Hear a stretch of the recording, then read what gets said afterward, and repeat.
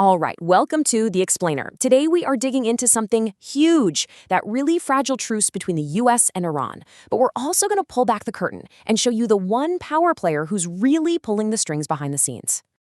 So let's just jump right in. We've got a super dangerous conflict that was, just spiraling out of control. And suddenly, someone's hit the pause button. But here's the thing. The official story, the one you're probably seeing all over the news, yeah, that is not the whole story. Not by a long shot.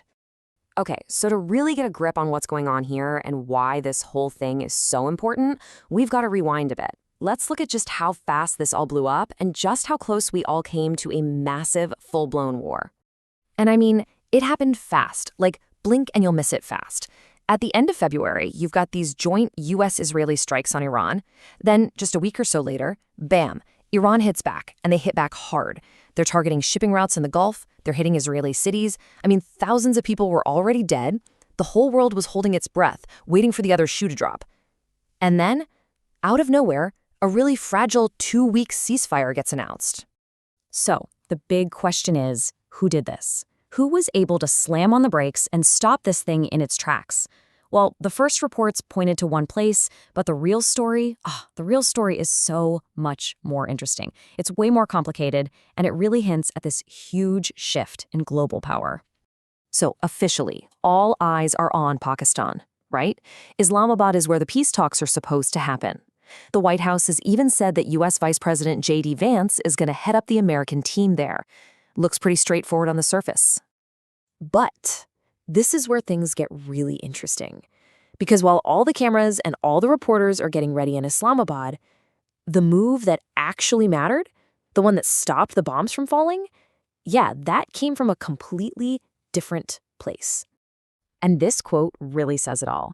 It comes from a senior Pakistani official, someone who was right there in the room. They said that on the night the ceasefire was being negotiated, everything was falling apart. Hopes were just fading. And that's when China stepped in. They were the ones who got on the phone, convinced Iran to agree, and pulled the deal back from the brink. And look, this wasn't just some casual suggestion. China went on a full-on diplomatic blitz. We're talking their foreign minister, Wang Yi, making 26 different calls. Their special envoy for the Middle East was literally shuttling back and forth across the region. It was a massive effort. So big, in fact, that even U.S. President Trump had to come out and admit that, yeah, China was key to bringing Iran to the table. Okay, so that brings up the obvious question, right? Why China? What do they have that let them pull this off when no one else could? The answer, well, it tells us a ton about how the world works now.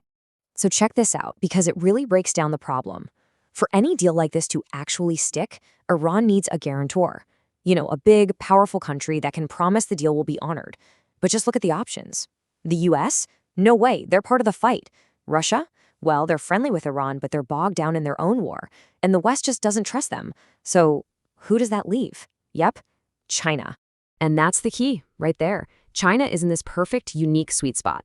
They've got long-standing ties with Iran, both money and diplomacy. They have a great relationship with Pakistan, the official host, and critically, everyone kind of sees them as a neutral party. Plus, let's be honest, they are actively looking for chances like this to prove they're a global power that can manage crises. They're literally the only ones who could tick all those boxes. But hold on, just because you have the right referee doesn't mean the game is won. Getting a temporary truce is one thing, but turning that into actual, lasting peace, that's a whole different ballgame. This ceasefire is hanging by a thread, and there are 3 massive roadblocks that could blow the whole thing up. All right, let's walk through them one by one, because honestly, each of these could be a deal breaker. First, there's the giant problem of Lebanon. Iran has basically drawn a line in the sand. They're saying, we are not talking peace until you stop the fighting in Lebanon. And what's Israel's response?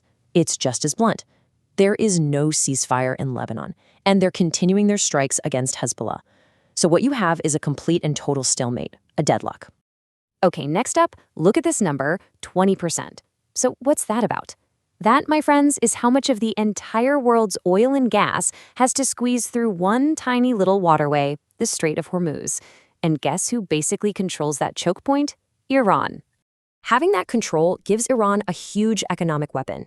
In fact, President Trump has already called them out, saying they're illegally charging fees to ships passing through and telling them to stop now.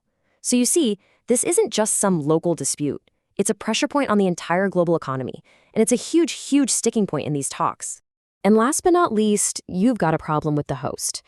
I mean, just read this quote.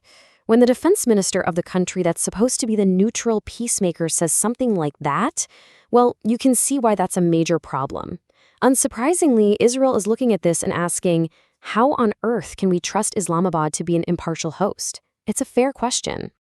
So, you add it all up. You've got a stalemate over Lebanon, a fight over the world's energy supply, and a host nation that's seen as anything but neutral. It really makes you wonder, what happens now? Can this incredibly fragile peace actually last?